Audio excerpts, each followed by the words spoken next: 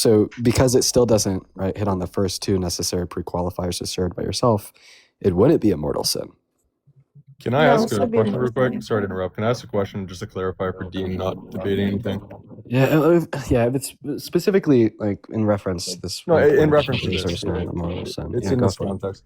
What is the focus on the definition of mortal sin here? Like, I'm just curious about that. Like, why is your focus specifically on the moral state of the person instead of the matter of what they're doing?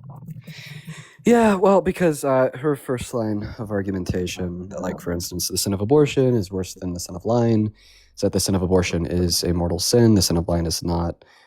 So, ultimately, this, if she were to concede this wouldn't be a mortal sin, would just run us back into the question, okay, well then how can we distinguish that the sin of abortion is worse than the sin of lying?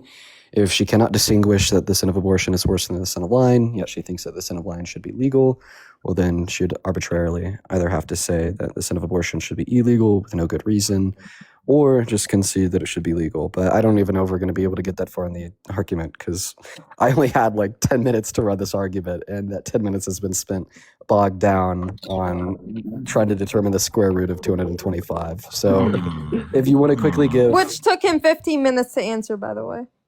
So if you want to quickly give... Are you willing to talk about the abortion ethics, so not the Christian stuff?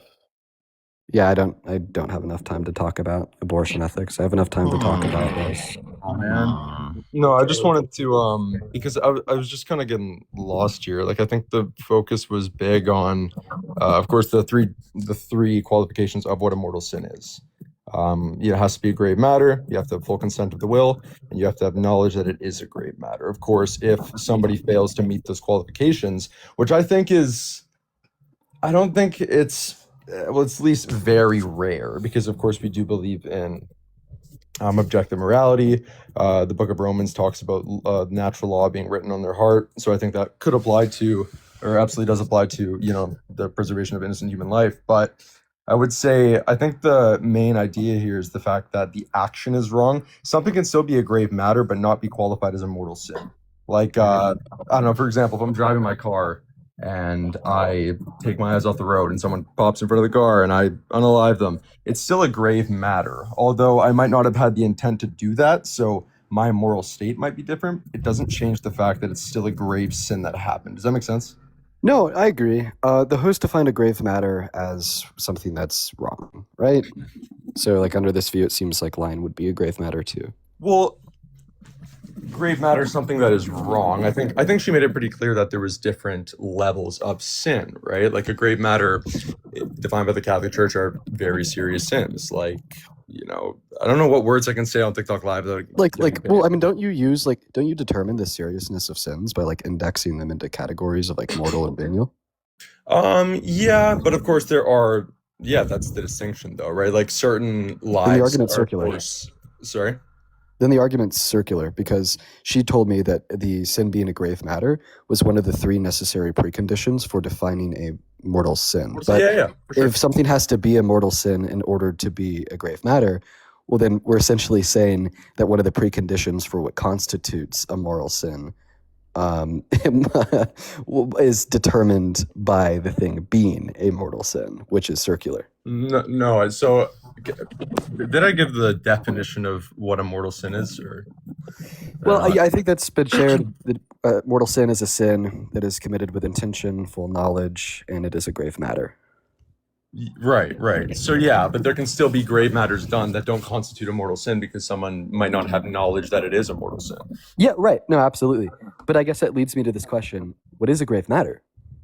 Right, and defined by the Catholic Church, those are multiple different things. Like I said, that could be unaliving someone intentionally. It could be abortion, for example.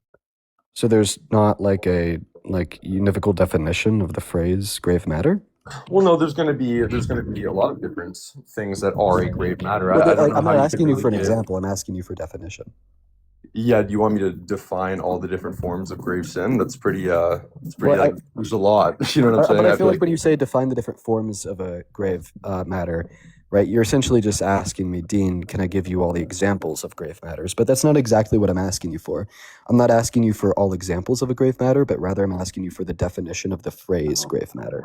Why can't I would have to examples check be the definitions? catechism for the exact definition of grave matter, but I could just give you certain things that are a grave matter. A grave matter kind of constitutes itself. It's something that's a grave sin. And you ask what's a grave sin, then I can give you some examples. But it's not gonna. I don't think there's like one definition. So I guess like the question that I'm asking you, is that something that we would determine intuitively, or is it something that we determine with like a structured framework? The fuck? I think it could be a little bit. I think it can be both. Do you think it can't be? I don't know. I guess if you'd argue that this is something that we couldn't determine intuitively, it just run into like an issue of, well, maybe this is arbitrary, right? So I don't know. I guess I'd reject that it's something that we could define purely intuitively, because, for instance, like you might say that abortion would constitute a grave matter because you feel really bad about it, and I would say that abortion does not constitute a grave matter because I don't feel really bad about it. So that's why I think that it'd be important to have like some type of framework to determine Right. what a grave matter is. Yeah, for sure. Even if that's just like a loose definition from like Sure. Catholic canon. Yeah, well, our framework, would just be, of course, the magisterium and sacred scripture and our church tradition. So we can look to that because we're not going to hold to that same, in a sense, subjective morality when it comes to this. Our magisterium is going to be the defining factor for us to constitute that. If you're following. Yeah. So like, I mean, is there any references like from church fathers canon that defines like what grave matter is? By the way, I don't want to like waste your time. Like, I don't know if we'll have enough No, time. you're all good. I think finish this argument. the main thing that I was surprised, and it was what's it called at first, because the first thing that you kind of brought up was that and correct me if I'm wrong, but you said that you can be a Christian and be pro-choice. Yeah. You said, and then you brought up non-denominationalism, but they don't have any doctrines, right? So like there could be a non-denominational who thinks abortion is horrible. Then there could be a non-denominational who thinks that it's fine, right? Like there's right. So I thought that was a little bit interesting, but of course that's where most of us. I don't know if everyone here is a Catholic, but for us Catholics, we don't really have that. I could expand on that. So yeah, my first line of argumentation, and this might be the strongest, is that it seems like if we just look at the essential characteristics of what it means to be a Christian, that it doesn't seem to be the case that one of those characteristics would like be believing that a state should exist. And then if you don't have to believe that a state should exist, this means that you can be like an anarcho-Christian.